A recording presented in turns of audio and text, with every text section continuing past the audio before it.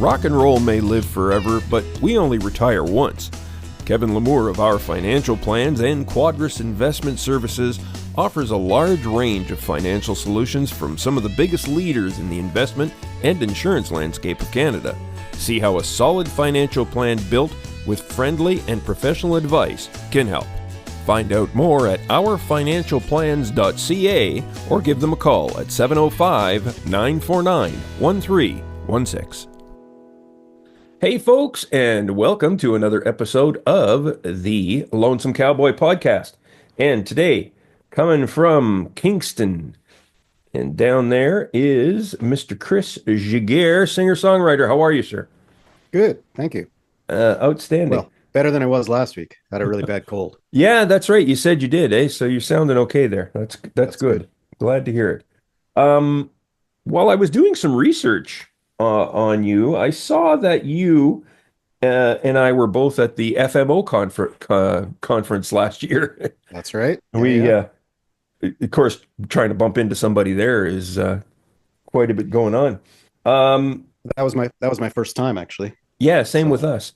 Same idea. My wife and I went, and it was kind of overwhelming. I don't know about you, but it was like, man, every time you turn, Definitely. Yeah. Yeah. Have you been a member for quite some time, or just recently? No, yeah, maybe 2-3 years.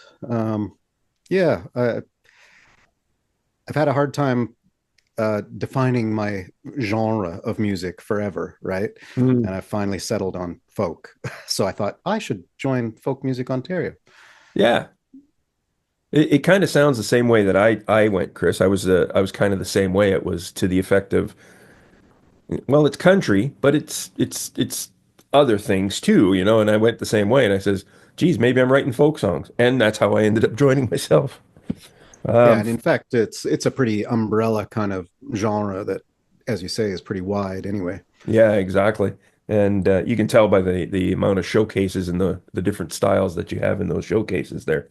But a great organization. I've enjoyed them quite a bit, and see if my fourth application will be my lucky one to get a showcase. Good luck, man.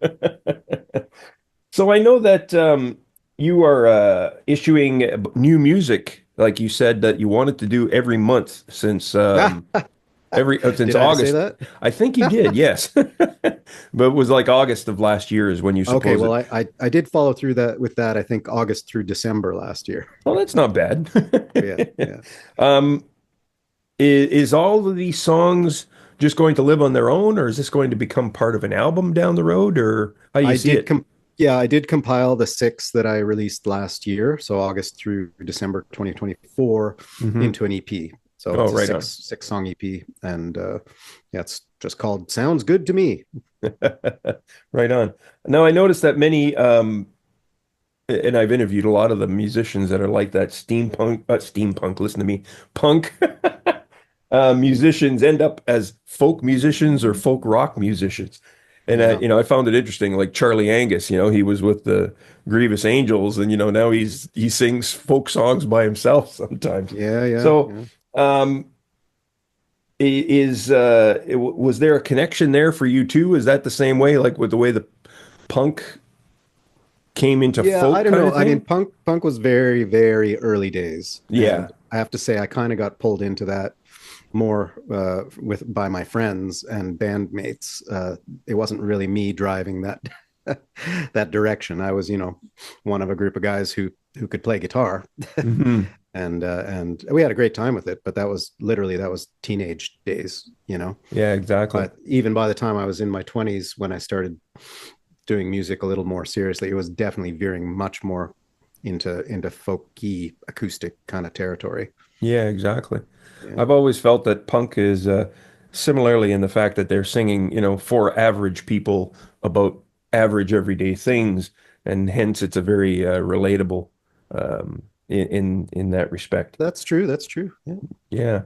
Um, you're one of the first musicians that I've talked to from the Kingston area. Hmm. What's the music scene like in Kingston, Chris? Uh, it looks pretty vibrant as far as I can see. But as you can tell from the way that I just answered that, I'm not really like mucked right in with it, Hmm. despite living here for a long time. Yeah, I've sort of come in and out. I might have said maybe in my 20s I was more actively part of what was going on, and then a couple detours later, I'm back into making music only, I don't know, maybe the last 5 years, actively 6 7, I don't know. Hmm. Time flies, right? Yeah. And so finding myself, yeah, a little on the edges of things, but there's a lot going on, that's for sure. Hmm. A lot of Well, good stuff. that's good. Yeah. Are you a home recording studio kind of person, Chris? Yeah, yeah, yeah. So everything we hear all comes from right then and there, right? The EP songs, the 6 songs that I did there, I went to a local studio called Long Shot Records. Shout Right out on. to Matt Bates, great Nice. guy, great studio, and we recorded the drums. So we did the a good friend of mine, Ed Jansen, from a previous band that we used to be in together. Right on. Much more of a rock band, that one, but Sure. he's a fantastic drummer, and yeah, it was good to spend some time together again. And he just, yeah, I don't know. We had very few. I sent him some, acoustic and vocal, just sort of guide tracks, and he learned the songs. We had maybe 2 rehearsals, and went in for half a day, and he knocked them out, like all the drum parts. And then I just added on top of that. So everything Uh-huh. else is me, except for the obvious people who were extras. I had a lot of other friends also help me out with those ones Yeah, on exactly. backing vocals and saxophone and things that I can't do. Hmm. Now, you play when you are gigging, you're playing with two other musicians, I noticed. Yep. You got somebody on the percussion, and then you got another guitar player, I think. Bass player Bass now. player, yeah. Yeah. Um, and these folks have been with you for quite some time, have they? The current configuration, it's only been about a year and a half, maybe a Oh yeah. year. Yeah. Prior to that, so we call this group the Larks when we play together. Um, and yeah, so it's Jen plays like a cajon Yeah. essentially, and contributes some backing vocals, and Jared on bass. And it's been kind of fun for me because it makes me the sole guitar player. So more often than not, I'm actually playing electric guitar, Yeah. which I hadn't done a lot of for quite a while, because the previous group that was active pre-pandemic and kind of active through the pandemic, we kept together. But I was playing with another guitar player who was very much more of a lead guitar kind of fellow. So I Sure. ended up playing a lot of the acoustic guitar, just kind of rhythm parts, right? Hmm. Hmm. So it's fun, changes Yeah. things up. Yeah. Completely off to the side, I noticed one of your live videos on your Instagram. You're playing a blonde Godin, Mm-hmm. or Godin, however you want to pronounce it. Yeah, yeah. That's the hybrid model, eh, with the acoustic pickup in the bridge. Yes. I had one of those. That guitar has been with me since the 90s. Oh wow. One of the early acoustic casters. And yeah, so it looks like an electric guitar, but it's designed to sound like an acoustic. And I found myself going back to it because I've got a really nice, which way is it? That one back there. I got just pre-pandemic as well, and it's a beautiful acoustic guitar with it's a Breed Love, if you're familiar Oh, with Breedloves, yeah, the yeah, of course. brand. And it's gorgeous, and it's got electronics pickup in it, but it's such a sensitive guitar that it feeds back really easily. Wow. And the main virtue of the Godin is it doesn't feed back, so Yeah, that's the greatest regardless of part. volume levels, and it sounds pretty darn good through a system, Hmm. pretty Yeah, convincing. I had one like that. It was a dark walnut, I think, almost kind of thing. And my only biggest beef with it is that it weighed a ton. Oh, really? Oh, this thing must have weighed 25 pounds, Huh. No, maybe. mine is very light. It's like a semi hollow body inside. Um, it's got like whatever resonating chambers or something. I don't Oh, know. They really, eh? Yeah. did it again to try to emulate Mhm. the acoustic sound. Yeah, this was a solid body, and I could blend acoustic and electric and the Right. whole deal. And I think I remember those. Yeah. yeah, but Yeah. couldn't like the older you get, the heavier that becomes. Oh, I know what you're saying. Yeah, exactly. That's cool. There's been some talk on the socials about venues and how they can improve experiences for the musicians. Because a lot of the musicians now, I notice they're taking to the socials to talk about their experiences and stuff like Hmm. that. Are there any kind of improvements you'd like to see in a venue's situation when they're dealing with musicians? Maybe something they're not thinking about? Oh, yeah. Well, that's a good question, and not something I've really put a lot of thought into, honestly. Hmm. The ones that I tend to deal with, like locally around here, are all pretty good, honestly. That's good. Um, Yeah, I don't really have any complaints. And yeah, I don't, I've been sticking pretty close to Kingston and near region, hmm. because, as you know, among other things, musicians talk about is the unviability of financially of touring, really, right? Yep. It's a big time commitment. There's a lot more expenses the further you go, kind of thing. Yeah. So I've kind of almost deliberately not sought anything out much too far afield, though I'm sort of coming around to trying to do that a little bit more, hopefully over the next year or so. Hmm. So you're, but in Kingston, I mean, you probably have lots of, within an hour to 2 hours drive, you probably have lots of gigs within that you can Certainly reach, more eh? than Sault Ste. Marie. Yeah, Yeah, no, tell me you're about right. it. Ottawa's like a 2 hour drive, and Toronto, well, the east end of Toronto is about 2.5 hours. If you're going downtown or something, you got to factor in traffic and everything else. It ends up being more like 3.5. Hmm. Yeah. Same And with Montreal. and same where I'm stuck here. I mean, the closest I'm going to get is Sudbury, and that's about three and a bit, you know? Right. Yeah. So it's a commitment, right? Yeah, exactly. Well, that's like our tour. If I'm going on tour with another artist from Southern Ontario, Will Gillespie. He's from um, Cobalt area, and Cool. we had to get a grant. Good for you, though. Yeah. Way to Yeah, go. Yeah. he's a good grant writer, so that's it always helps if you got somebody to do that. But nowadays, that just seems to be the reality of it. Like, Yeah. it's you have to be able to afford to play to build the audience that you need that you can then make them want to come to see you to pay money to see you. Yeah.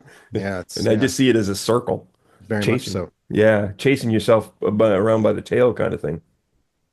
I noticed there was an EP on your Bandcamp. It was from 2018, and now that maybe the EP that you were talking about, but it was with The Final Say. Yeah. That's the previous group that I was talking about with God, yeah, right. uh, the other guitar player who was very much more of a electric lead kind of guy, Hmm. and a longtime collaborator of mine, Robin Moon, who's an excellent vocalist and has a really unique voice. So when we were in that trio, it was more kind of almost two voices, mine and Yes, hers. She sang yes, almost harmony, parallel harmony, yeah. if not, responding backing vocals throughout most of the songs. So Hmm. that there was very much that, and then there was a lot of Alex doing some pretty impressive guitar stuff.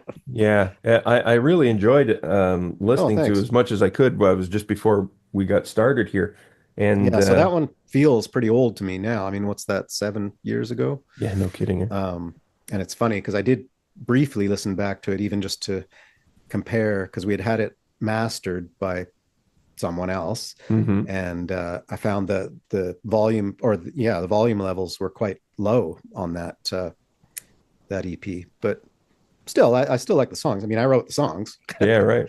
but Yeah, the you were saying the two voices together actually blend really perfectly. It yeah, well, was that's again credit to Robin. She's yeah. amazing. Yeah.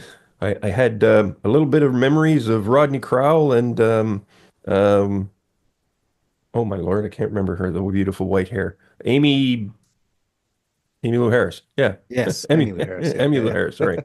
Yeah, exactly. Oh well, Yeah, thanks. Yeah, fantastic. Yeah, no, it sounded great. Enjoyed that a appreciate lot. that. Yeah, so Um, that's the older one. gotcha. Yeah. So, when it comes to songwriting and stuff like that, Chris, where do you draw from? What's your in influences, I guess, or are they songwriters or are they something else that you gather Huh. your influence from? Yeah, well, I mean, I suppose everybody's influenced by everything they've ever heard, right? Hmm. I mean, as a younger person, I went through a lot younger person. I was, fascinated with the Beatles. I couldn't Yeah. get enough of them for a certain period of time. And I guess coming through, yeah, again, like teen years, well, there's a lot of punk, and a lot of only because it was sort of that's what we were playing, so I got Yeah. exposed to it a lot. But also a lot of, yeah, like British invasion kind of stuff, almost still again from the '60s, like the Who. I love the Who and stuff at that period, and then it's kind of morphed through. Um, Lately, like the last, I don't know, 20 years or so, I've been totally into like Americana and bluegrass and things like Hmm. that, as far as just things I listen to. Um, and I have a hard time myself drawing a straight line from the music that comes out of me back to anything or any one specific that I listen to, if you see what I'm Right. saying. Yeah. But I'm sure they're all kind of mixed and blended up in there. Hmm. Yeah, exactly. So what's coming up? Anything brand new? Well, still more Special? recording. Pardon me? Yeah. A special, anything special, big project or anything like that coming up?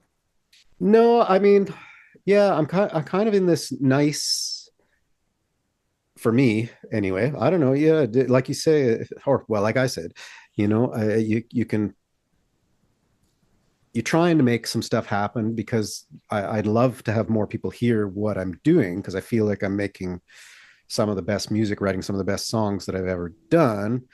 Um, but to physically go out there is an undertaking. But even before that, you have to get the bookings.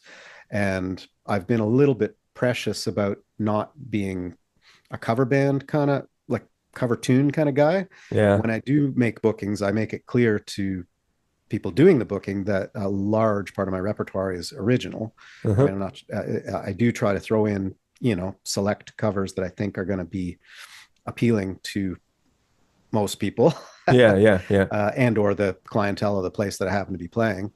Um, but yeah, I'm not that interested in playing other people's stuff. So that being, yeah, that's what I'm saying. You got to work really hard at booking. You got to, if you get the bookings, then you got to get there and do all that stuff. So, I mean, I'm low key doing that, but more focusing on, yeah, just kind of trying to get the songs into some kind of completed form. And now with the way things are now, yeah, get it up on the internet and all the streaming services. And if people happen to Yeah. stumble upon me, then they can hear it. Yeah, that's about it's unfortunate that's about the only thing we can do, isn't Yeah. it? Is that we're stuck with one method where I think, it was before I think we had more options available to us to make our music Yeah. available. Could be Uh, hard to say. Cause I mean, I really pushed it in my 20s with the band that I was with there. yeah. Yeah, we were doing the whole thing that you do, or well, that I did anyway, that a lot of people have done. Yeah. We all lived together in a, band house and we had a rehearsal space there. We bought a van all together and we were, going, well, we're gonna make it, kind of thing. And did that for a good 5 years or whatever, and I hear you. played a lot and then sort of other life stuff happens, you get married, suddenly kids are on the scene, and I don't know, priorities shift a little bit. Yeah, that's about it. And unfortunately, I was in music for the longest time, but I took until I was like 59 years old to say, okay, now I'm going to give it a try. Well, power to you. Yeah. Yeah, I was complimented by an artist there, and when I said to him, I says, "Yeah, how stupid am I doing that?" And he goes, "Well," he says, "Actually, you're probably better suited to handle what's coming towards you at that age." Yeah, probably. Yeah. Yeah. Because I remember being frustrated as a younger person, I mean, regardless of whether the delivery systems and the environment was different to some extent, but I mean, in a lot of ways, it just kind of keeps getting recreated with new, I don't know, I don't know what the word would be, but, certain aspects get replaced by other aspects, but that basically play the same role, Hmm. whether it's radio stations being gatekeepers or playlist makers being gatekeepers, or I don't know what, if that's a good example or not. But yeah, I remember being frustrated about the way things worked, but things seem to kind of work about the same. as far as I can see. If they work or they don't work, right? Yeah, exactly. One or the other. Outstanding. Is this a full-time gig for you, Chris, doing your music? Well, as I mentioned, yeah, like I decided I did I managed to get a degree from university Oh, good in for my you. early Excellent. 20s, and then promptly, yeah, thought had decided through that period that, oh well, I had this group of guys and we had a pretty good band, we had a good following, so we were going to make a go of it. And Hmm. so pretty much ever since then, that is what I've done. But I even in my teens, I had I taught guitar, Oh, and yeah, so great. I've kind of done that since then. And in my later 20s, when the band was dissolving, I got a bit lucky and took over a local music school. Nice. Good for you. So it Excellent. was the Kingston School of Music, and I ran that for about 15 years. And we had kids at the time. My wife has a more regular job, and so I was also the full-time at-home parent for Good for you. Excellent. 10 of those 15 years. Yeah. So it was a lot of that going, a lot of parenting, a lot of running a business. And I realized that during that period, I didn't make any music myself. It was just too much going on Yeah. All the rest of the otherwise. life gets in the way, eh? Yeah. And so once the kids started getting a little more self-sufficient, I did resume teaching guitar, Good for which I you. continue to do. That's kind of my day gig. Good, Um, good stuff. so that's, yeah, teach guitar during the day in the week in some schools, which is fantastic. Hmm. I recommend that because it's if you can, like, there's a bunch of hoops to be jumped through, but it's nice to have like daytime work, right? Which Yeah, of is, course. That's and then fantastic. my Yeah. evenings are clear. Yeah. Yeah. Outstanding. Outstanding. Okay, Chris, tell the folks where they can find about you and more about you and your music and all that fun stuff. Yeah, well, I mean, the website's the main spot, right? Right on. I sometimes use this name as a stage name, but rarely. But for written things, because my last name can be difficult for many people to spell or pronounce, I use Chris Gigs Music. Oh, okay. So yeah, so because I thought that was first three letters of my last name, Gig, and gigs are what we play That's as what we want. musicians. So Yes. so yeah, chrisgigsmusic.ca is the website, and Chris Gigs Music is also my handle Yeah. on all the socials, things like that. And if you're wondering, folks, it's pronounced Giguère. Thank you. There you go. Chris Giguère, thank you so much for coming on the program. I really appreciate it. And I hope the folks will check out your songs because there is some cool stuff there to listen Appreciate it. to. Yeah. And we'll be seeing more of you along the way, hopefully. I hope so too. Good stuff. Thanks. Thank you. Rock and roll may live forever, but we only retire once. Kevin Lamour of Our Financial Plans and Quadris Investment Services offers a large range of financial solutions from some of the biggest leaders in the investment and insurance landscape of Canada. See how a solid financial plan built with friendly and professional advice can help. Find out more at ourfinancialplans.ca or give them a call at 705 949 1316.